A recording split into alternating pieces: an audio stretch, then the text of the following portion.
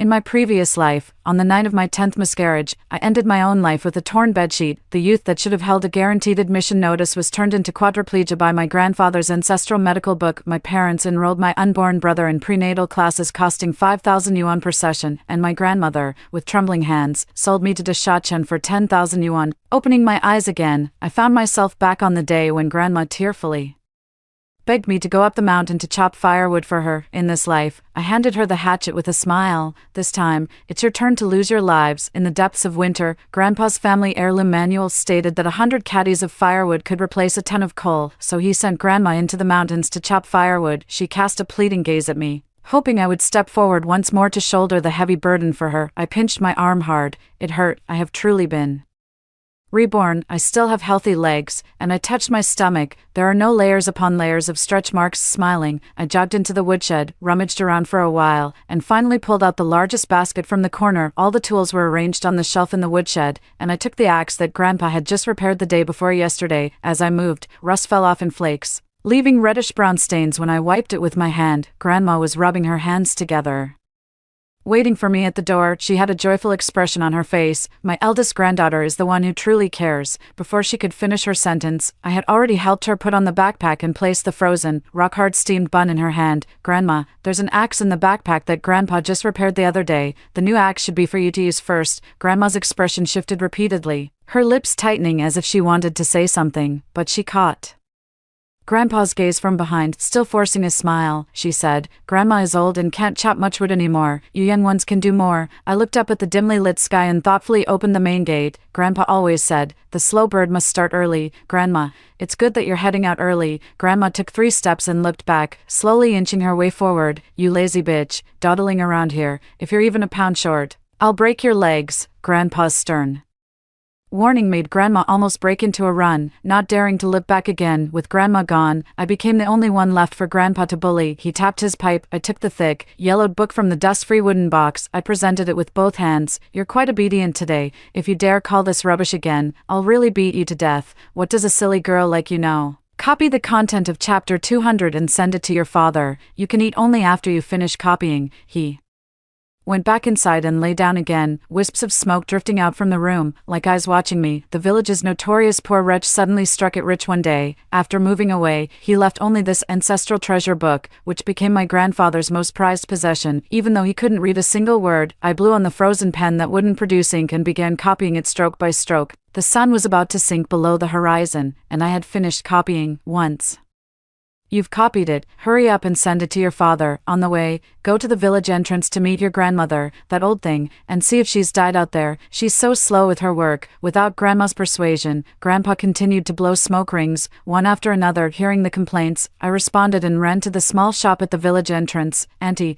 I have 2 letters to send to the county." The auntie at the snack shop saw my flushed face and smiled as she took the letter. "Lanya, it's your turn today. Where's your grandma? At home making something delicious for you." "Yes, my name is Lanya. The greatest hope my blood-related family has for me, to rot in the soil and become nourishment for the whole family." Hearing this name mentioned again, countless waves of resentment surged within me. "Grandma, you can't die so easily." I kept glancing toward the mountains. My grandma went up the mountain to gather firewood. I need to hurry and cook for my grandpa. "Auntie, if you see my grandma, tell her to come home quickly. It's so cold outside, she shouldn't be wandering around." I ran under the setting sun, my legs light and strong. Lights flickered on one by one. Just as I lit the oil lamp, Grandma returned. Grandma lay sprawled across the cart, already unconscious, moaning in agony. "Useless woman, good for nothing but causing trouble. Lanya, look for a remedy in the manual." Grandma's breath was as faint as a thread, pleading with me. "Lanya, the hospital."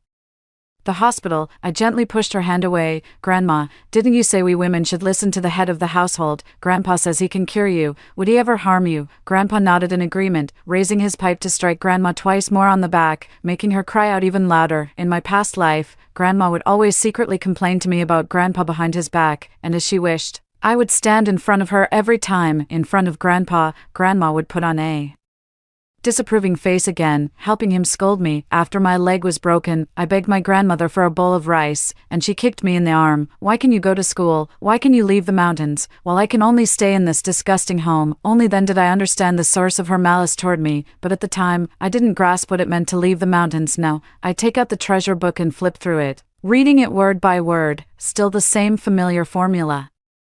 Grandma's face turned as pale as paper upon hearing the folk remedy, and she fainted from fright. Grandpa swirled his treasured aloe wine under the dim oil lamp. The 3 liang of aloe inside had turned yellow, swollen from soaking, and floating flocculent particles could be seen against the light. I pulled open Grandma's cotton trousers, revealing the familiar twisted legs, with abnormally swollen lumps at the knees oozing blood and fluid. It triggered an instinctive trembling in my body. I was all too familiar with the pain inflicted by Grandpa's folk remedies, a gnawing agony that lasted through entire nights. Grandpa gritted his teeth in distress and poured all the aloe wine onto Grandma's leg. Ah, a scream like a slaughtered pig pierced the stillness of the night, startling a flock of sleeping birds. Damn woman, what are you moving for? You've wasted so much wine, useless girl, standing there like a corpse. Hold your grandma down. I used all my strength to hold on to my squirming grandmother. Grandpa spat twice into his palms and began rubbing my grandmother's legs.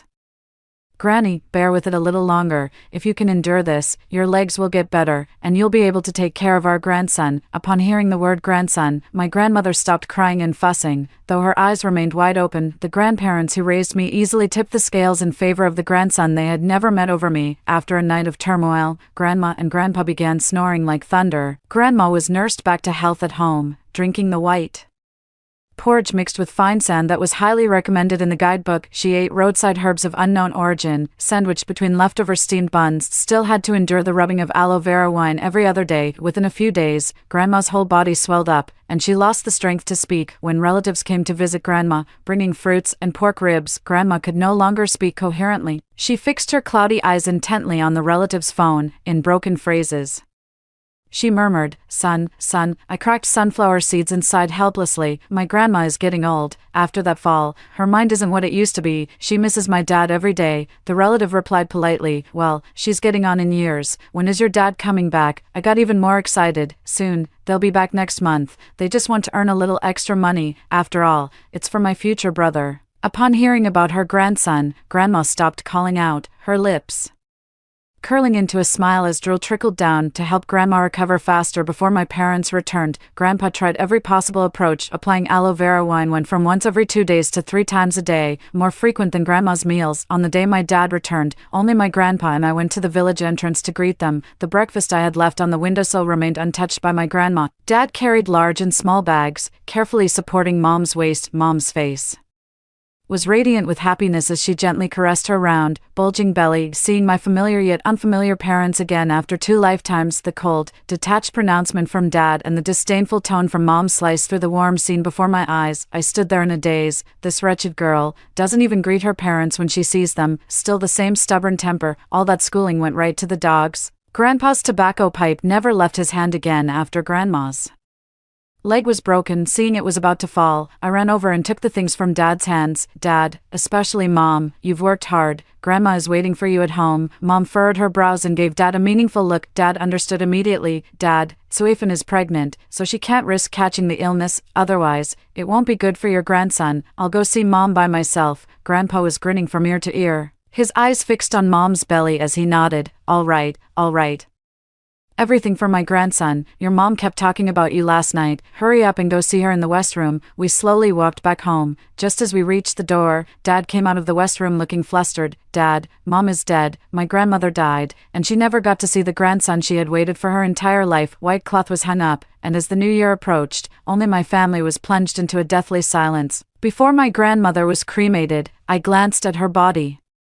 Her 80-pound frame had swollen to twice its size, and black-green fluid was dripping down her legs onto the stretcher. The smell made several funeral home staff members vomit. Grandfather coughed awkwardly. "In my previous life, the way I died wasn't as dignified as Grandma's. My belly was abnormally swollen, with layers of stretch marks that looked like a watermelon had come to life." The year I married Dashikan, I got pregnant and miscarried, over and over again. I was like a breeding machine, trapped in that small, dark room. The only time the door opened was when the mentally challenged Dashikan pounced on me and tore at me with his teeth. I gazed at that touch of blue, free and full of longing. After death, I was dragged up by Dashikan, naked. I was tossed before the crowd like a broken rag doll. It also made my parents, grandparents, and everyone else unable to hold their heads high. All my belongings at home were burned to ashes. Like now, Grandpa and Dad are burning Grandma's Belongings, Grandpa cursed while burning. You unlucky woman, you had no blessings at all. The secret remedies of millionaires were used on you. If you couldn't get better, that's one thing, but to die during the new year is truly unlucky. Dad thought about having a son of his own, but his own mother had to die at this time, and even the last bit of sorrow for Grandma vanished. He put more things into the fire, the flames consuming the last traces of his grandmother. The two of them worked hard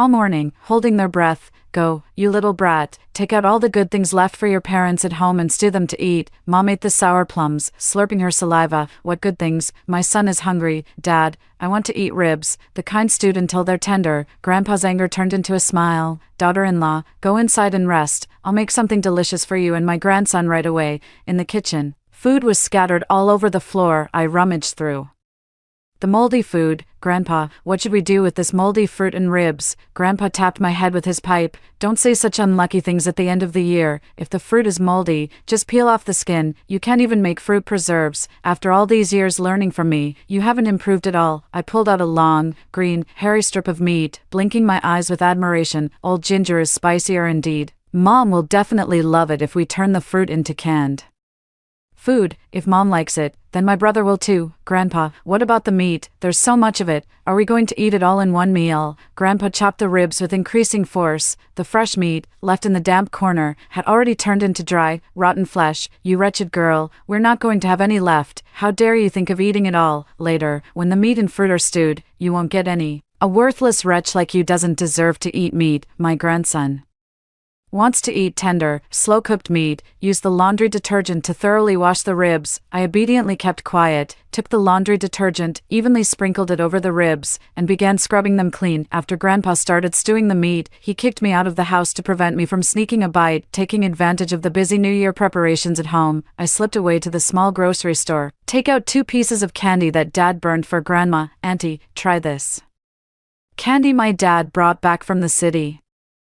Auntie nodded with a smile, holding it in her mouth. By the way, Lanya, out of the 2 letters you sent last time, 1 has been returned. I'll get it for you now. Counting the days, it's about this time. I took the envelope, found a secluded spot, and trembling, I opened it. Inside was what I had been hoping for my entire life. I burst into tears, not for Grandma, but for myself. I could finally leave the mountains and start a new life. I hid the envelope and hurried home, greeted by laughter mixed with the aroma of meat wafting from the house. Mom and Dad were devouring large chunks of meat, and when they grew tired of it, they washed it down with a big bowl of homemade sweet and sour canned fruit. Dad let out a satisfied burp. Grandpa gnawed on the leftover meat ribs Dad had discarded, smiling as he watched the family. I held last night's leftovers, huddled in a corner, inhaling the fragrant scent while chewing on a cold, stiff steamed bun. It tasted truly delicious, full and satisfied. The Spring Festival Gala began playing on the TV. After the village was electrified, only our house kept the lights off. My grandfather pointed to the treasured book, saying it taught to practice frugality in small matters. This was the first time the TV showed a picture since Dad bought it. The news on TV reported that the country would place great emphasis on the college entrance exam next year. Mom seemed to have just remembered me, still eating from the can without pause, giving me a light glance. Lazy girl, aren't you about to take the college entrance exam? How's your studying going? I thought of that envelope and scratched my head a bit sheepishly, seeing my clumsy demeanor. Mom lost interest. Boys are still the smart ones. Girls reading too many books is useless anyway. Once she graduates with a high school diploma, she can still find a good match in the village. Her eyes lit up. Husband, Li Xia from the neighboring village, graduated from high school and married into our village. The bride price was 10,000 yuan. This child hasn't even been born yet, and they're already making plans for me. I shyly covered my face. Mom, if I could give my brother 10,000 yuan when I get married, I'd be happy. Grandpa started to look at me more favorably, but Grandma's fate wasn't strong. Little brother, you must have a strong fate, or you won't get a share of this money. The cold winter wind rattled the windows, and the burnt ashes in the yard swirled away. In the middle of the night, my mother's pain weighed heavily on her, making her ache. Her pale hand slapped my dad. My dad was woken up before he could finish gnawing on the big pig trotter in his dream.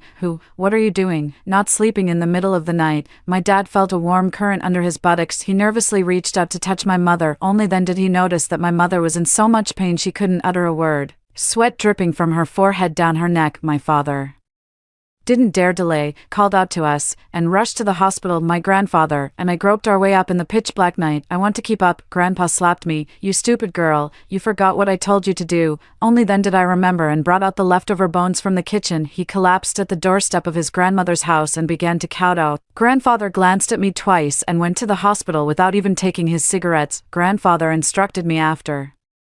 Grandma passed away, according to the sacred text, on the day of my mother's childbirth. The girls in the family must kneel at the doorstep of the deceased and kowtow 999 times. Only then can the deceased transfer all the girls' good fortune to the boy. As my father was seeing my mother off, I caught a glimpse of a bright red stain on the bedsheet under the moonlight. I bolted the door, punched myself, and then crawled back into bed, falling asleep peacefully. The drafty window made the curtains billow like rolling waves, and the dizzying motion became my lullaby. This is the first time I've slept so soundly since being reborn. The door latch was kicked open with a bang, and Grandpa rushed into the room, twisting my ear and dragging me to the floor. Damn girl, you didn't finish kowtowing 999 times, did you? You're just asking for a beating. I covered my ears, feeling wronged and pitiful, tears streaming down my face as I looked at my red-eyed grandfather. I finished kowtowing. My head even got scraped. I heard Grandma say she wanted to bless my little brother. Grandpa glanced at the scab wound on my forehead, then pressed his finger hard against it. The scab immediately cracked, and blood seeped out. It made my tears gush down instantly. Stupid girl, what nonsense are you talking? Has your grandma come back to life? I heard a rustling sound from Grandma's room. That must be Grandma protecting my brother. Grandpa froze for a moment, then walked toward Grandma's room. My dad, with a mournful face, collapsed onto the con and began to cry. I looked into the courtyard, where my mother had replaced my grandmother's body. My grandfather's face faintly showed a hint of joy. He pulled my sobbing father up and took out a bundle of money wrapped in a plastic bag from his pocket. My father also stopped crying. Now our crown prince is saved. That old hen of a mother of yours really was hiding money. When you get your paycheck, plus this money, our crown prince can come out of the hospital. Oh, my precious grandson, it breaks my heart. Grandpa clapped his hands, and Dad sniffled back his snot. The heat swelled inside the house, while outside, snow fell layer upon layer on the white cloth. The grandson my grandmother had longed for all her life still survived. The hairy pork ribs and fruit nearly made my father shit himself right outside the operating room. He could only clutch his stomach and borrow a few sheets of paper from the nurse on duty at the station. By the time he was done, his legs were too weak to stand. My premature brother was placed in an incubator. My grandfather immediately gave him a name, Sun Taizi. The name my mother had been repeating for days still went unused, as one critical condition notice after another was handed to my father for his signature. Still couldn't snatch Mom back from the hands of death. Bones and spoonfuls of canned fruit became the death warrant. My dad still thought it was just food poisoning. My father sat there in a daze. The joy he had when he first entered the house gone. My grandfather, seeing him in that half-dead state, shook his head and went to consult the treasure trove of knowledge. After I read to my grandfather for 3 hours, he came to a conclusion: ancient people could survive without money, as long as they maintained the lifestyle of working at sunrise and resting at sunset, squeezing every last usable penny. My father, after sending my mother for cremation, he drank all day, was awakened by the urge to urinate, and remembered my grandfather's command. Groping my way out in the dark, my dad didn't come back until morning. When I got up to cook for my grandpa and dad, I saw my dad lying in the snow. I cautiously approached and checked for breathing. What a pity, still alive. I called out to Grandpa. 2 days later, my father was admitted to the hospital twice. This time it was a stroke. He couldn't see clearly when going to the toilet in the dark and fell down. Grandpa passed by when he got up and didn't see the unconscious father. Father was unconscious in the snow all night. Misfortune fell upon my family one after another. I almost burst out laughing. What's worse than death is having family members die while you're still alive, still half dead. After Dad woke up, Grandpa slapped him across the face. He became even more silent, his hands constantly trying to stretch out, twisted like fleshless chicken claws. Grandpa and I went to see my younger brother. His tiny body was curled up in the incubator. A tube was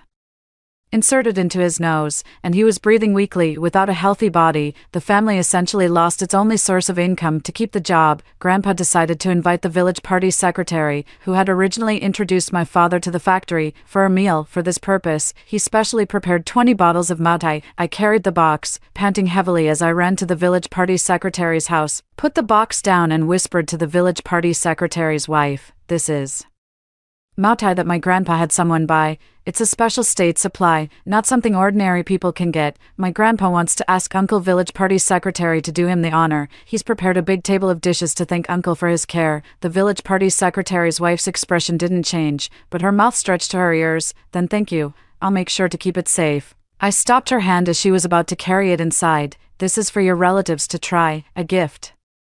From my grandpa. I'll bring your husband's share over after he's had a drink. Afraid she might hide it away, I added. We've always relied on your and your relatives' kindness, and we'll continue to count on you in the future. She nodded with a smile. After leaving, I hid to the side and watched her ride off with the wine before I felt at ease and headed home. The village party secretary was eating at my house, his mouth dripping with oil. When his wife stormed in, she flipped the table over in one swift motion, sending soup and dishes spilling all over the floor. Old son's family, you've already killed your own wife, and now you're trying to poison our whole family with fake liquor. The village party secretary, who had drunk the liquor, stood up unsteadily, swaying as he rose. This wine. The village party secretary's wife helped her husband into the taxi at the door. As she closed the door, she shot a resentful glare at our entire family. My father, who had difficulty moving, twitched at the corner of his mouth and loudly questioned my grandfather. Dad, that woman said, it's fake wine. Didn't you say you bought Moutai? Grandpa took a deep drag of his cigarette and started coughing. Dad, why are you yelling at Grandpa? He was just trying to help you. He bought those 20 bottles for 9 yuan through a friend. My dad's face flushed red with anger, repeating in disbelief, it's over, it's all over.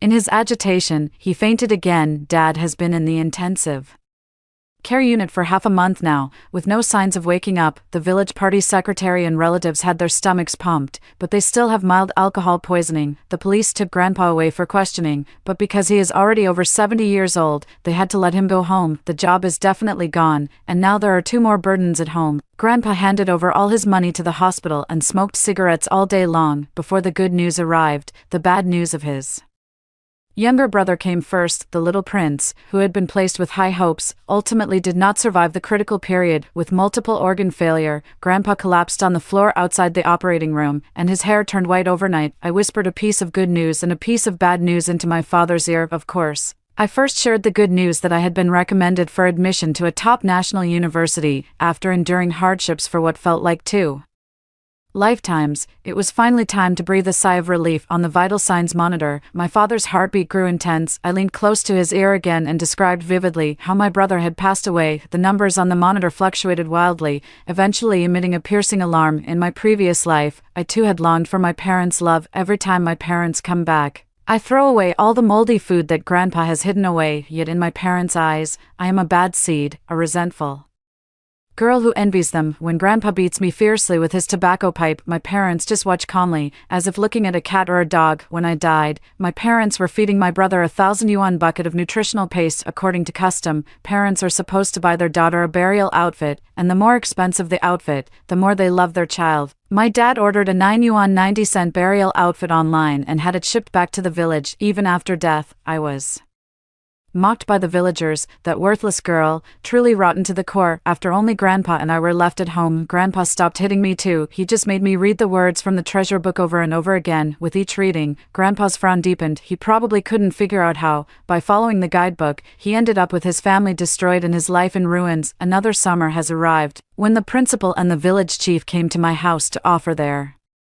congratulations. My grandfather stared blankly at the crowd setting off firecrackers. The village chief held my grandfather's hand, beaming with joy. Congratulations, your family has produced a top scholar, the #1 in our city. My grandfather's mouth trembled as he smoked, wanting to say something, but he closed it again after meeting my gaze. I pinned the red flower on my grandfather's chest and made a promise in front of everyone. Even if I go to university, I will still take care of my grandfather. Upon hearing my words, everyone looked at me with approval, repeatedly praising my grandfather for raising such a good granddaughter. Grandpa also forced an awkward smile. Yes, she is the pride of our son family. It must have been hard for you, Grandpa, to admit in front of everyone that the rotten girl not only wasn't rotten but actually blossomed in this muddy ground. Even after receiving the early admission notice in this lifetime, I never stopped studying. No one could understand my relentless pursuit of freedom after being locked in that dark room.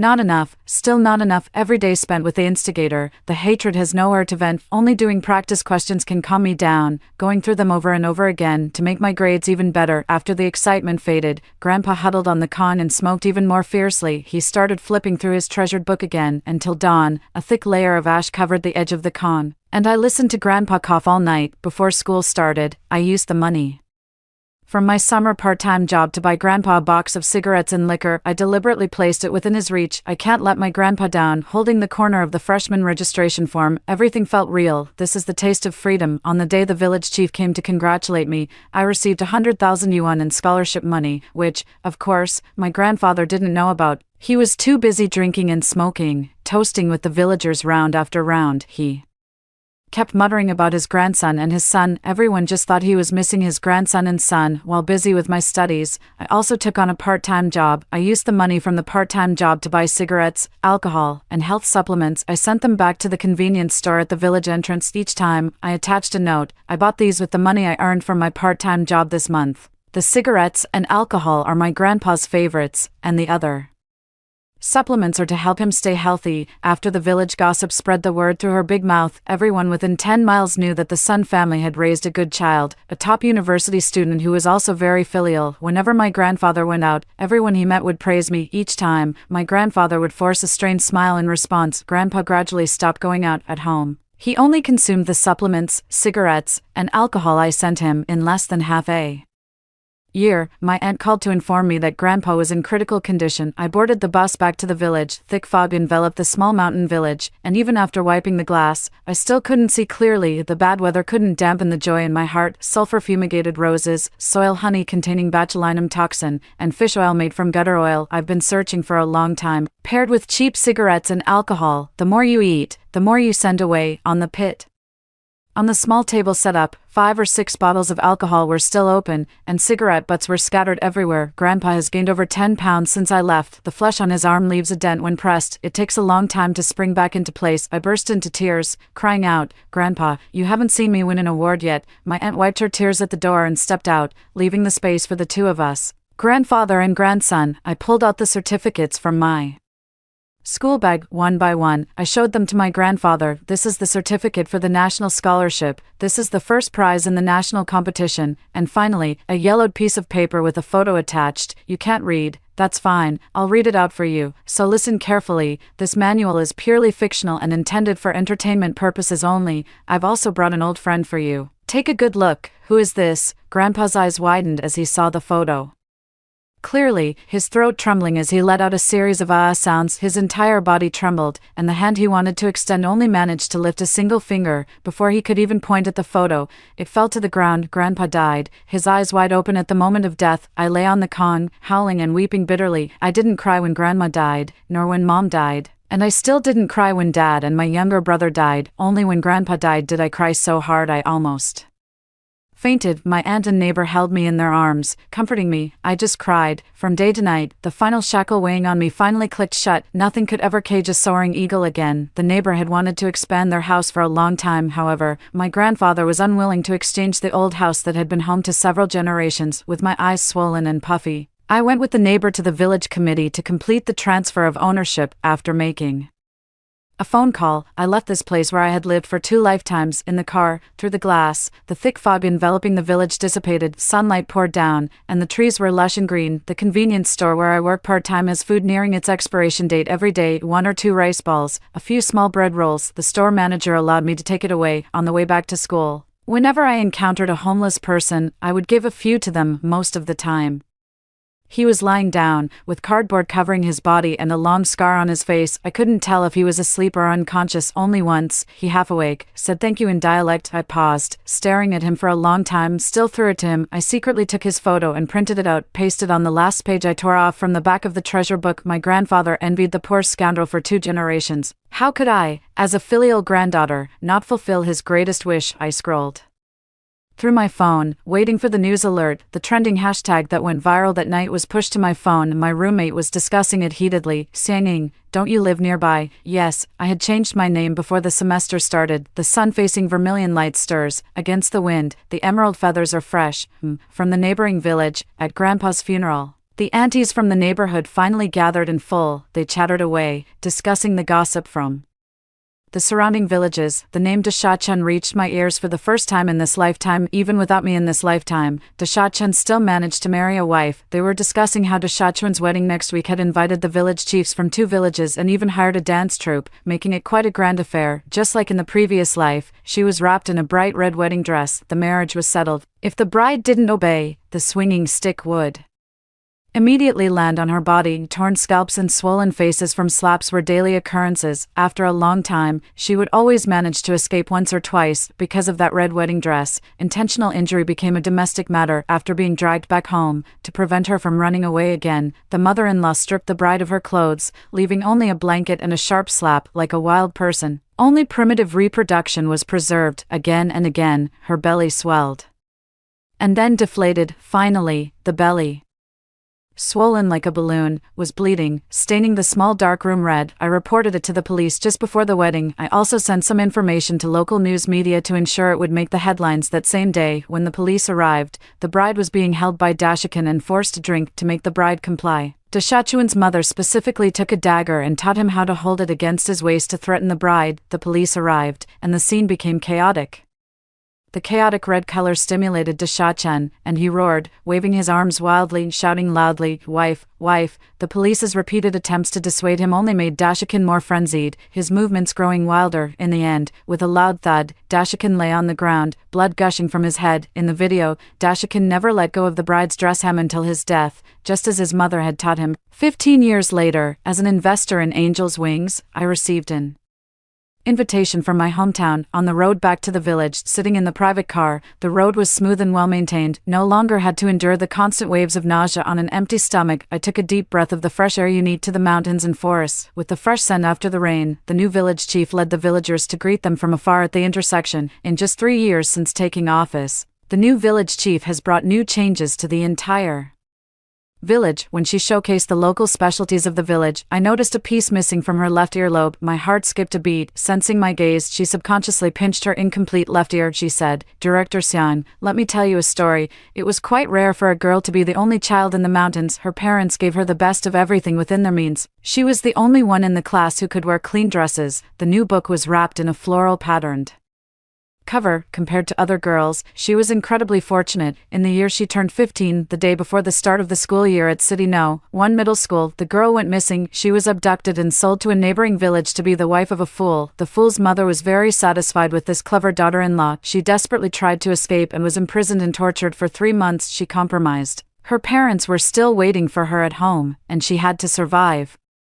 The fool's mother dressed her in a bright red wedding gown, and she felt unfamiliar with the girl in the mirror. On her bruised and swollen face, green eyeshadow was applied, and orange lipstick was smeared. A piece of her left earlobe was missing, and the scab that formed was both ugly and foul-smelling. The pungent chemical smell made her sneeze. Immediately, a slap came flying. She was knocked to the ground, her head buzzing. In her daze, her mother's face appeared. "Sweetheart, I really want to see you in a wedding dress. You must look so beautiful." Dad also appeared. "My baby is beautiful because she looks like her mom. You two are the most precious treasures in the world." She reached up to grab her parents' hands, only to be kicked awake. The fool held a dagger against her waist, greedily inhaling the scent of her neck. "Wife, fragrant, be good, won't kill." She obediently nodded and was pulled out by the fool to greet the guests. She was pulled along expressionlessly for the villagers to see and laugh at. Feeling in that moment like an animal, she suddenly felt that death might also be a form of release. The village chief stopped and pinched his left ear again. Her eyes were bright as she continued speaking. The girl still survived. Someone received a tip-off, and she successfully escaped the cage. The prolonged torment had already caused her psychological issues, and so she dropped out of school. After countless nightmares, she thought about ending her life. While reaching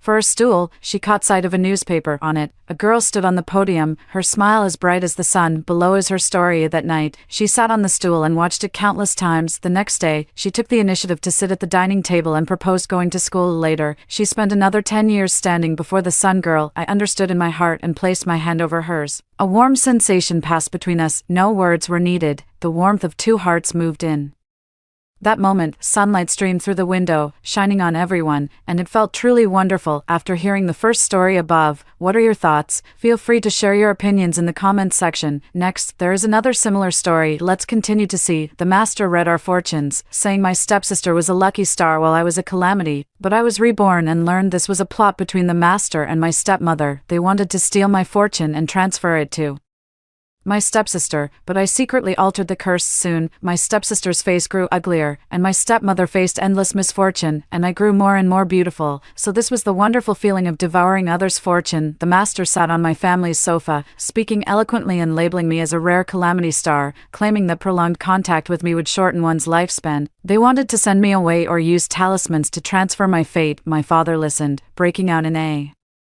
cold sweat, saying he couldn't bear to drive me out after raising me for 10 years. Then I sought the master's fate-changing talisman. The master sighed and finally agreed to draw the talisman after my father gave him 100,000 yuan. He even borrowed some luck from my kind-hearted stepmother and stepsister, using blood-written talismans, claiming that the combined fortune of two people would suppress my bad luck so I could grow up safely. After finishing the talisman, the master was exhausted and needed to rest in his home villa. My father had someone arrange a room for him, and my stepsister personally handed me the talisman. Sister, you must hold on to this tightly. From now on, everything will go smoothly for you, and perhaps you and brother Frank will even become a loving couple. Touched, I took it and said, "Thank you, Mom and sister. I will definitely repay your great kindness in the future." My father, seeing how harmonious we sisters were, felt relieved and was called away by a phone call to attend to his own work. I went into my room and angrily threw that talisman on the table, spitting in disgust. In my past life, I foolishly believed the lies of that wicked mother-daughter pair, only to suffer at their hands for half a lifetime. It wasn't until my own luck had been completely drained that I met my master, who taught me some mystical knowledge and revealed that I had been harmed by others. What harmed me was this fate-changing talisman written by the master. It truly changed fate, but by transferring my good fortune to that mother and daughter.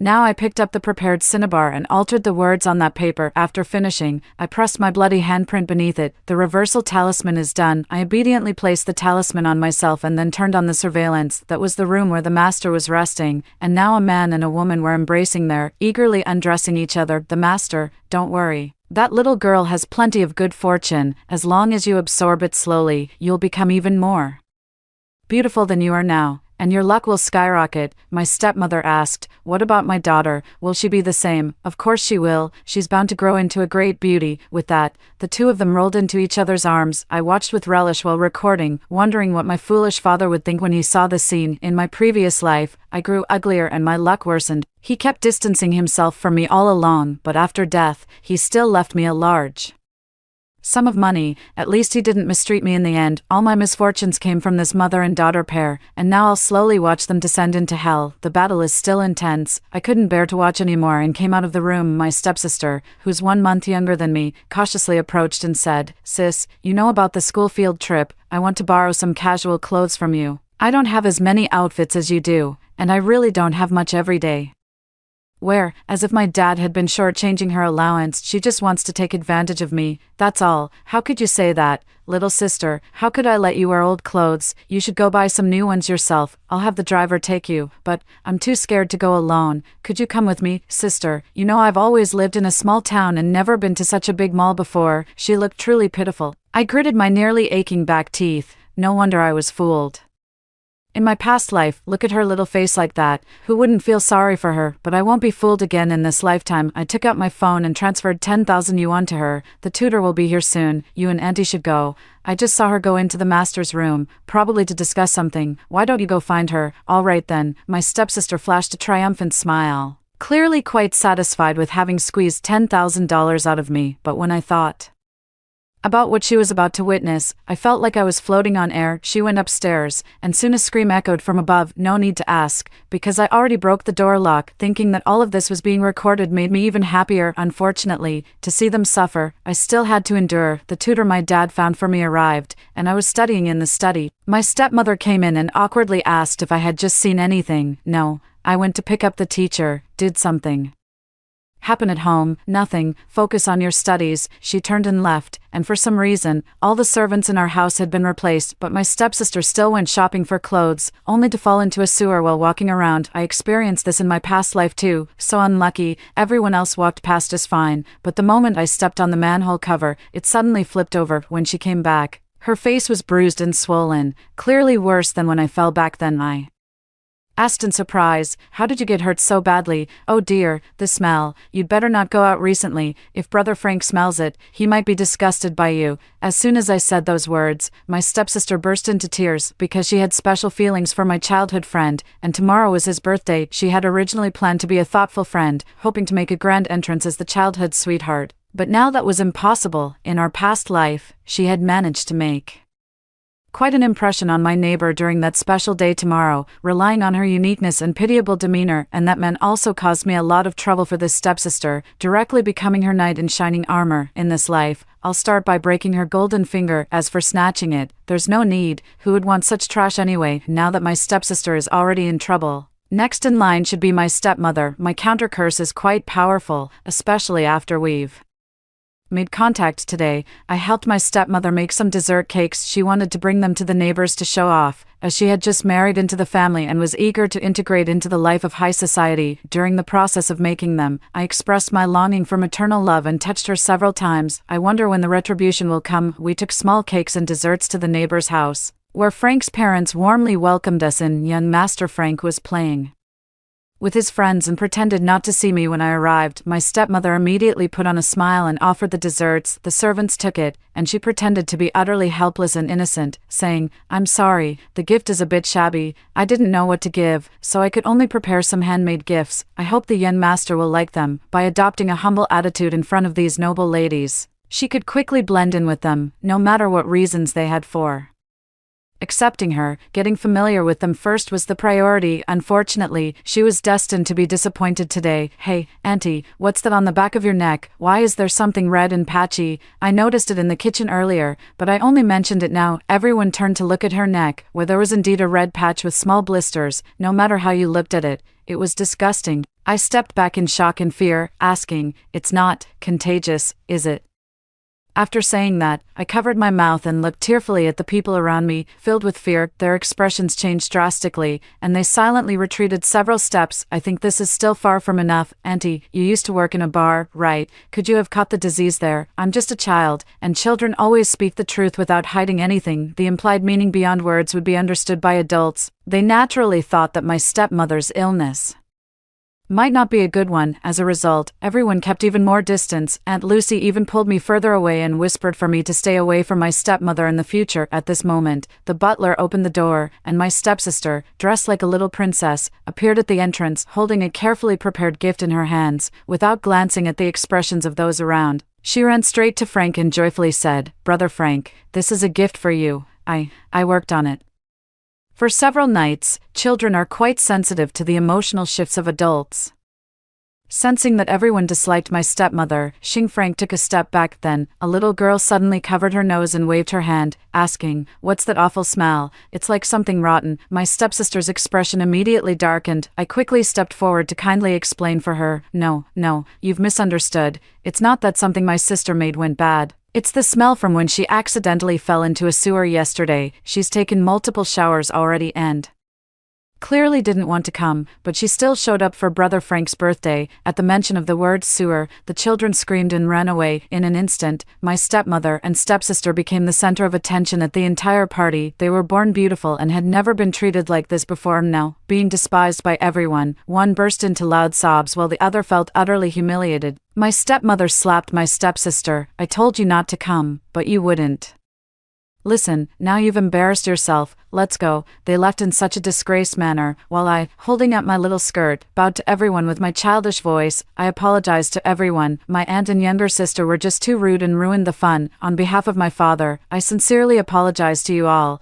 Who wouldn't love a polite and sensible child? At any rate, Aunt Lucy certainly did, as she specifically invited me to stay and play with the other children. I held a teddy bear and Watched Frank with those children indifferently. Today, he actually changed his previous attitude and tried to be nice to me. Too bad I no longer have any interest in this blind and foolish guy. Finally, the banquet ended, and Aunt Lucy and Frank personally escorted me home. Our families were neighbors, living quite close, so it was only polite for them to see me home personally. Little did I know. The moment I opened the front door, my father rushed up and slapped me across the face. I was small and got hit so hard that I was sent flying on the spot. Staggering to my feet, I collapsed straight back down from the dizziness of the blow, my forehead hitting the corner of a table and bleeding. Murder. Aunt Lucy shoved my dad aside and screamed, completely disregarding her usual composure. Not only did they call an ambulance, but they also reported it to the police. This was really turning into a scene. My dad, a big shot CEO, never imagined he'd be taken to the police station for domestic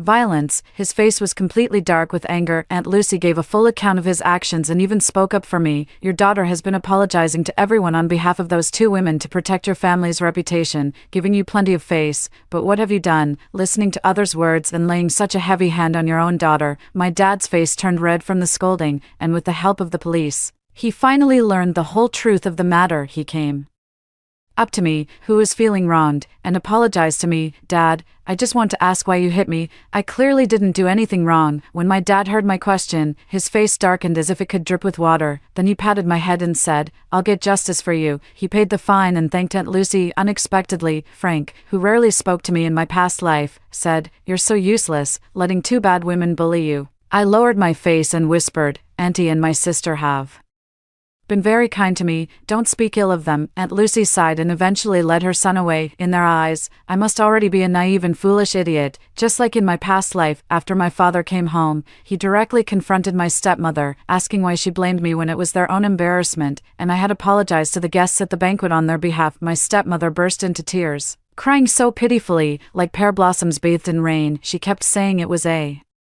misunderstanding and begged for my forgiveness, but her eyes kept staring at my dad. In her eyes, a little girl like me couldn't possibly stir up any trouble. I slumped onto the couch, feeling dejected, when suddenly I fished out a phone from the gap. I knew my phone was missing. Turns out it ended up here. I instinctively opened my phone, and the conversation between my stepmother and stepsister played out. Stepmother said, How could you be so shameless? Why did you have to embarrass yourself at the Miller family's place? Do you think their young master would even glance at your pitiful gifts? What a waste of the dress I prepared for you. At the very least, you should have sprayed more perfume before going. Stepsister replied, I did spray it. I even went into that bitch Jade's room and used her best perfume, but it didn't work at all. It's all that bitch's fault. If she had gone with me, I could have just said the smell came from her. Now, brother Frank hates me. What am I supposed to do?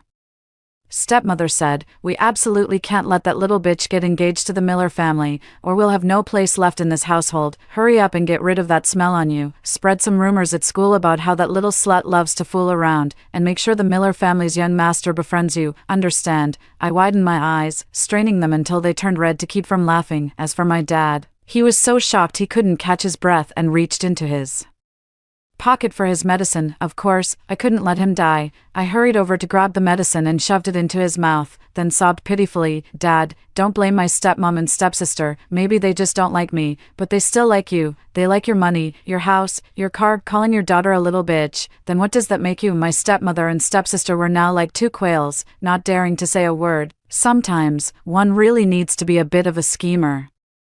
Otherwise, it's hard to outmaneuver these two. My father looked at my stepmother and stepsister, then slapped the stepmother across the face. She actually plopped down on her knees, hugging my dad's leg and crying, I'm sorry, I was wrong. I was just trying to comfort my own daughter, to make her feel a little better. After all, I've been treating Jade like my own child these days, and she felt a bit unbalanced. I won't make this kind of mistake again. Why was this stepmother able to rise above so many other women? It's simply because she's good-looking, knows how to put on an act, and is truly shameless when it comes to pleasing men. I didn't actually intend to drive them out. After all, how could the drama continue without them? Auntie has indeed been very good to me, but I'm really angry about what you've done. Dad, just cancel Auntie and my stepsister's cards as punishment. I took the initiative to give them a way out, and my dad loves being coaxed the most, so he could only reluctantly cancel their cards and allowance as a favor to me.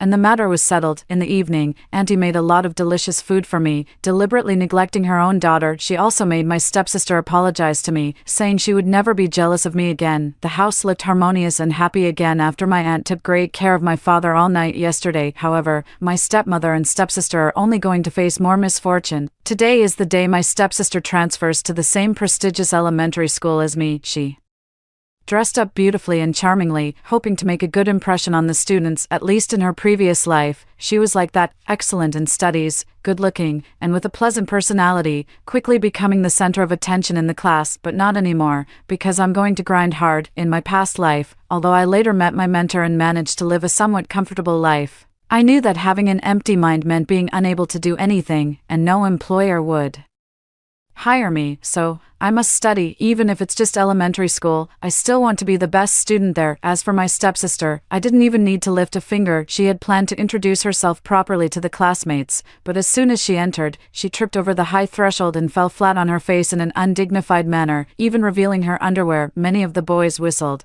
and everyone burst into laughter. I walked over to help her up and said, "The bar is set pretty high in our class. You'll need to work harder if you want to join us, stepsister." By calling her stepsister instead of just sister, everyone immediately understood a bit more about her identity. She started crying, her mouth full of blood. Talk about bad luck. That fall had just knocked out one of her teeth. I couldn't help but burst out laughing. In the end, she didn't study on her first day. She went to get a tooth filled instead. And during the mock exam that same day, I effortlessly took first place in the class, as the perennial underdog, suddenly topping the class. Even the homeroom teacher called me in for a talk. I smiled wryly at her like a little adult. When I was the only one at home before, I thought studying wasn't necessary, but now, my family is very complicated, so I need to work hard too. The homeroom teacher learned about my father's remarriage and expressed sympathy for me, also encouraging me to keep striving. By the time my stepsister returned to class, her academic halo was overshadowed by me, and no one paid attention to her anymore. I even took away her position as class monitor from her previous life. I took the initiative to organize a study group, and those who joined my group would receive a focus-enhancing talisman, which was placed in their notes. Of course, as a result, everyone's academic performance became outstanding. Even Frank,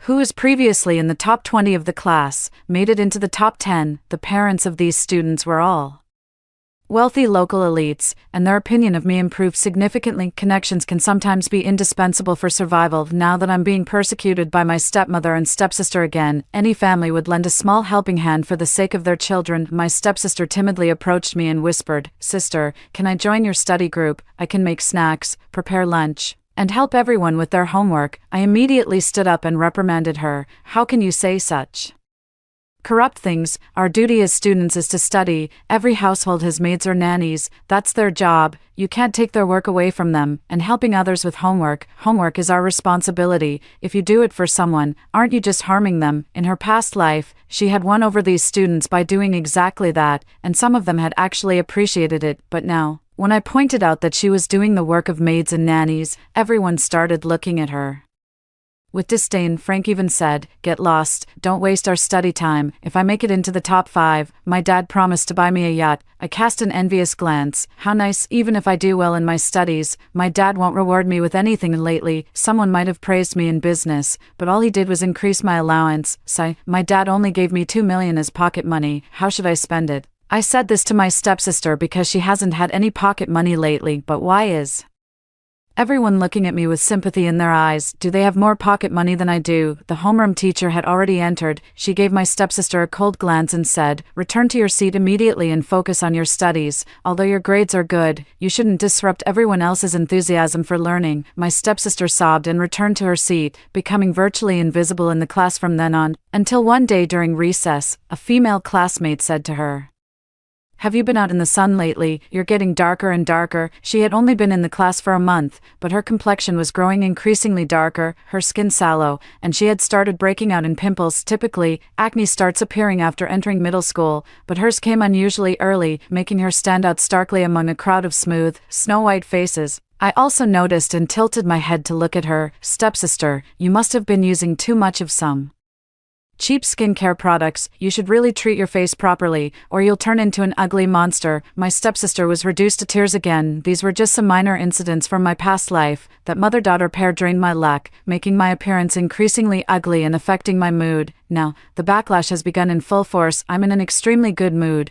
after seeing my stepsister cry from her own ugliness. I came home to find my stepmother's neck sores just healed, only for her feet to develop athlete's foot. Now she's constantly scratching her feet on the couch, unbearably itchy. My dad probably can't stand a beautiful aunt who keeps scratching her feet. He's already gotten quite cozy with his young secretary and hardly comes home anymore. Ah, how pitiful. I sent her the photos I had someone take of my dad and his secretary, of course using the newly purchased phone number. My stepmother, scratching her itchy feet, turned red in the face with embarrassment. "You're back, let's go eat." Then, after glancing at her phone, she suddenly jumped up. "That sly fox is definitely after James. You two stay home and eat properly. I'll be right back." She made an appointment with her girlfriends to go beat up the mistress. I didn't think she would return victorious. My father is a very unpredictable man. Even my mother suffered losses back in the day, let alone her. A woman with no money or influence who depends on my father for survival. As soon as she left, my expression turned icy, treating my stepsister as if she were air and ignoring her the entire time. "Sister, do you want to go to Brother Frank's house to play? I made him a scarf. Can you help me take it over?" She looks gentle and cute, but that face is so ugly it's truly hard to look at. I twitched my lips and said, "Stop smiling at me. It's really scary. Also, your brother Frank said he misses you, so you can go and deliver it yourself. Oh, and use some foundation, or else how ugly would that be, at such a young age?" Using my stepmother's foundation is sure to be an eye-opener for everyone. When my stepsister heard that Frank missed her, she happily ran into her stepmother's room and used half a bottle of her foundation. She asked me how she looked, and I almost spat out the milk tea in my mouth. "Very pale. Wear a white dress and let your hair down. It'll make you even cuter." My stepsister tilted her head but didn't fully follow my advice. She just changed into a white dress and tied her hair into a ponytail. She looked decently dressed and left without a second thought, not realizing it was already dark outside. Her outfit might have been fine during the day, but at night, it was downright eerie. I stood by the leftmost window of the villa, using night vision binoculars to watch the Miller household. My stepsister was unlucky. She arrived just in time to see Aunt Lucy and Frank returning from his tutoring class. She rushed forward as soon as she got out of the car, then Aunt Lucy fainted on the spot. Frank hit my stepsister and raised his hand, telling her to get lost. Immediately, I laughed so hard I couldn't straighten my back. Just finished laughing at my stepsister's joke. My stepmother came back crying again, bruised and battered, looking utterly dejected. Then, I made a call to the master. "Good. It's time to teach that scoundrel a lesson." The master arrived quickly. After seeing my stepmother's current state, he was shocked, then called me downstairs. My father trusts this master very much, so he holds a high status in this household, and the servants all respect him greatly. In our home, he still puts on the airs of a superior. After looking me over, he smiled and took my hand, saying, "Miss Jade's palm lines are excellent. You will surely enjoy great wealth and prosperity in the future." He drew symbols on my hand, trying to discern whether my good fortune was still intact. I let out a cold laugh, trying to conceal my luck value, but suddenly, I realized a problem. My current cultivation is too shallow. After all, having transformed from an adult into a child, I momentarily forgot that a child's body hasn't undergone any training and is still lacking. On top of that, the man before me seems to have absorbed the luck of many people and has now reached great mastery. I could only conceal part of it without him noticing, and then he looked at me in surprise and asked stiffly, "Did you keep the talisman I gave you last time close to your body? Bring it with you? Can you show it to me?" I agreed, went upstairs to get the talisman, and with a swipe of my hand, I distorted all the characters on the paper. When I handed it to him, I explained that I had accidentally left it by the wall and it got damp from the rain a few days ago. Even the most skilled master couldn't see through a child's lie. He immediately believed it and wrote another charm for me. This time, he used the blood of my stepmother, my stepsister, and his own. I gritted my teeth. This man truly had malicious intentions. He recognized my profound fortune and wanted all three of them to drain me to death. It seems I can't outwit him. After seeing off the master, I left home under the pretext of going to the library and headed straight for a small temple far from the capital city. My master was there. I hadn't wanted to disturb her quiet cultivation, but the moment I saw her, a faint smile flickered across her ordinary-looking face. "You've come, my disciple of 2 lifetimes, master. You knew." As I spoke these words, tears were already streaming from my eyes. The master nodded and reached out to pat my head. I foresaw it. Alone, I cannot deal with my senior brother, who is also my husband. We must face him together. I widened my eyes in surprise, never realizing that the Grandmaster was actually my master's husband. My master told me that in her early years, she married her senior fellow disciple, only for him to steal her spiritual fortune and betray her by fleeing down the mountain. That's why she cannot leave this place. Only by relying on the nourishment of the mountains and waters can she survive. To leave would mean death. To save her, they must divorce. This is easy. I have a way, master. I will definitely save you. Suddenly I understood why my master, in my past life, went down the mountain one day to extend my life and then got into a car accident. She was risking her life to go out. He is very powerful. You must be careful, right now. He can only steal an individual's luck, but in a few more days, he will be able to take the luck of an entire company or even a country. We absolutely cannot let this continue. My heart skipped a beat because I knew that in the future, that master would indeed interact with many people in the industry, and his abilities would become far greater than they are now. What happens if their fortunes are taken away? The company will go bankrupt, and the country might face numerous disasters. I see. It seems we must stop him. I completely believe my master's words because my father's company did go bankrupt, or rather, it changed hands to two other owners. Wiping away my tears, I smiled and bid farewell to my master before heading down the mountain. Before entering the house, I insisted on playing in the nearby mountains for a while. Returning covered in mud, my stepmother looked at me in surprise and asked, "What happened to you?" With great grievance, I replied, "I tripped on flat ground while walking and ended up like this." The corners of my stepmother's mouth couldn't hide her joy, but she didn't know I had altered the talisman again. I pretended to put on a show, but her streak of bad luck would continue. When I came downstairs after showering and changing clothes, my stepmother was cooking in the kitchen, trying to win over my father, but she ended up burning herself. Meanwhile, my stepsister, who had been crushed by the Miller family's rejection, had locked herself in her room for 2 days without coming out. When she finally emerged today, she gave my stepmother another fright. Somehow, the acne on her face had burst, and some of it had already begun to fester, making her look absolutely horrifying. So, she called the master again, asking him to come over immediately. This time, she would definitely use all her charms to seduce the master, since going head-to-head with him was out of the question. Soon, they entered the room, using an unfamiliar phone. I sent the pre-prepared Demon Brawl video to my dad, adding afterward, "They're in your room right now." My dad rushed back at lightning speed. My stepsister and I were reading in the living room and stood up to greet him when he returned, but he shoved my stepsister aside and dashed upstairs. Despite her young age, my stepsister actually knew that the sounds of a man and woman doing that shouldn't be heard by my dad. She screamed, "Mom, Dad." I immediately covered her mouth and said coldly, "Say one more word, and I'll pop every single one of your pimples." My stepsister was too scared to make a sound. A loud bang of a door being kicked came from upstairs, followed by my father's furious roar. The villa's security was called up, and the master and my stepmother were pinned to the ground, half naked. My stepsister was stunned and ran up to hug my stepmother, crying. I captured all of this and posted it online. I even thoughtfully included the master's name and my stepmother's identity in the notes. Soon, the internet erupted in an uproar. Who would have thought two respectable individuals could be involved in such a scandalous affair behind closed doors? Many wealthy businessmen today probably suspect that their wives might also be cheating on them. Once the situation escalates, it will help the master and the grandmaster get divorced sooner. Originally,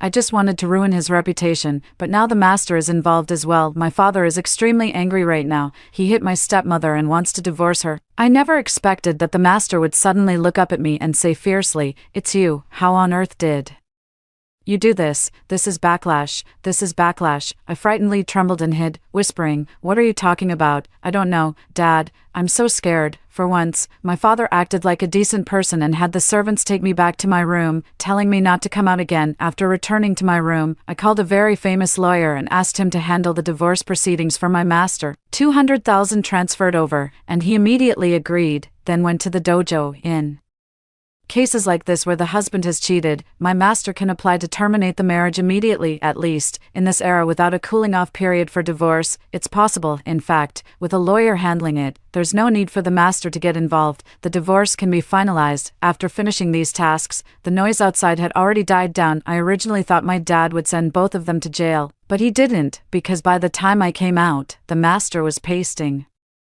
blessings on our villa, claiming it would bring my dad unexpected wealth. My dad even stood with his hands on his hips and said, "If I don't strike it rich soon, I'll make sure you both suffer. If this gets exposed, I believe you won't have a place to hide either. And as for you, I'll definitely divorce you. How dare you cuckold me? Not a chance." I knew this master wasn't someone to be trifled with. I instinctively glanced at the talisman that had been pasted, and sweat immediately beaded on my forehead. This was indeed a windfall talisman. Once pasted, everyone in the household would come into a sudden fortune in the near future, but at the cost of their lives. Horrified, I no longer thought about hiding myself and shouted, "Dad, make them stop. This is a life for wealth talisman. If you paste this, within 3 days you'll gain a huge windfall, but you'll lose your life right after." My father was stunned. Although he didn't believe me, he found these words extremely frightening, so he ordered the person pasting the talismans to stop. The master was also stunned. After having the talisman snatched from his hand, he pointed at me. "It really is you. You understand the art of location. I won't pretend anymore either." I pointed at him and shouted loudly, "You so-called master are nothing but a shameless fraud who thinks too highly of yourself. If you weren't greedy for my fortune, why would you suffer backlash?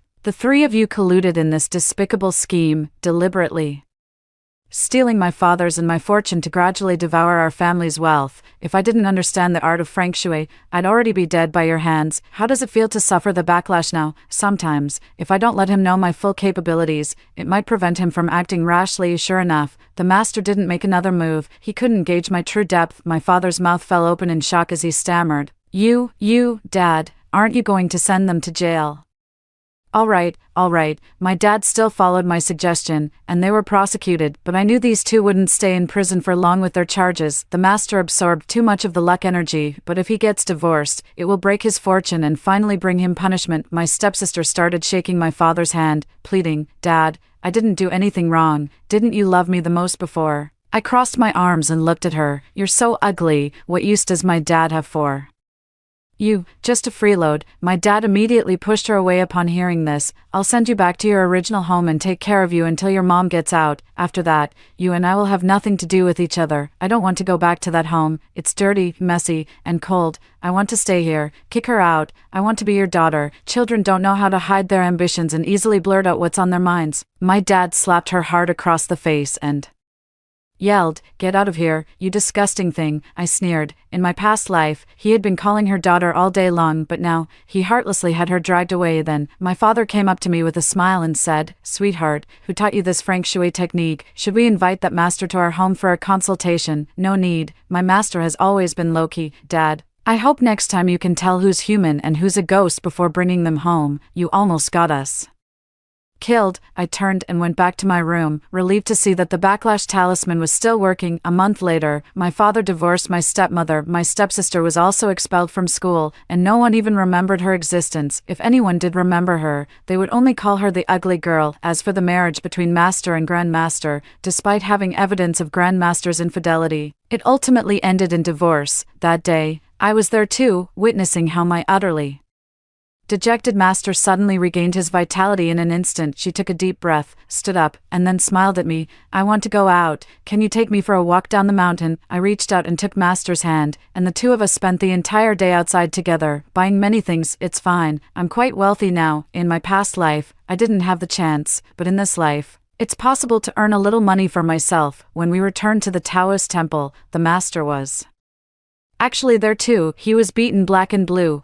Looks like he gave the wealthy merchant quite a few green hats. He prostrated himself before his master, begging her to remarry him. "Junior sister, my luck has been broken now. If I go out, I'll surely be beaten to death. Please, save me. And this little girl, is she your disciple? Tell her to lift the backlash curse. I've already become neither human nor ghost." The master raised her head, her once flawless face now covered in pimples. All of them burst open. So this man once dreamed of becoming a beautiful youth while borrowing my fortune. My master looked down at him from above. "Senior brother, you've committed so many wrongdoings. It's too late for regrets now. He who does evil will reap the consequences, and at this point, even I can't save you. Go now." She dismissed him with an air of indifference, but that Grand Master was truly shameless. Now I understand why my master was forced into marriage. It turns out she wasn't thick-skinned enough. I summoned the bodyguards I had brought with me and had the master thrown out. I heard that less Then 2 hours after he left, he was killed in a car accident. The moment he died, the capital saw its first rain since the drought began. The rain was cool and nourished all things. The master smiled and said, "The stolen fortune has returned. Everything can finally be restored. I still don't understand the full meaning of these things, but from this moment on, I will occasionally help my master with tasks that benefit others. I consider it as accumulating virtue and doing good deeds, without expecting anything in return. Even if I get into university and take over my father's business, I will still occasionally go up the mountain wearing Taoist robes to seek out those harmed by unscrupulous practitioners, helping them reclaim their original lives." Frank pursued me, but I turned him down. In his previous life, his self-centered behavior was something I found utterly repulsive, no matter how outstanding he was. I still couldn't bring myself to admire him. Finally, one day, I saw my stepsister in a very miserable state. She had now reached a new level of ugliness. Despite being only in her 20s, her mental state seemed as if she were 70 or 80 years old. "Master, I want to ask why I'm always so unlucky. Over all these years, why do all kinds of skin diseases inexplicably come to me? It seems she didn't recognize me." I asked her, "Where's your mother? She was paralyzed last year. While walking, she was suddenly hit by something falling from upstairs. Is that so? Do you still remember that incident where you conspired with unscrupulous sorcerers to steal someone's fortune, only to suffer backlash in the end?" After saying this, I laughed, a laugh brimming with smug satisfaction. The heavens favored me, allowing me to witness the fate of that mother and daughter. Yes, this is truly the end. Not a trace of her luck remains. My stepsister went mad, her eyes red as she stood up, pointing at me and screaming, "It's you! It's you! You took everything from me. I will have my revenge. I will have my revenge." She charged forward, only to be dragged away by the bodyguards in the end. Not long after, she was sent to the city's third hospital and was confined there, never to come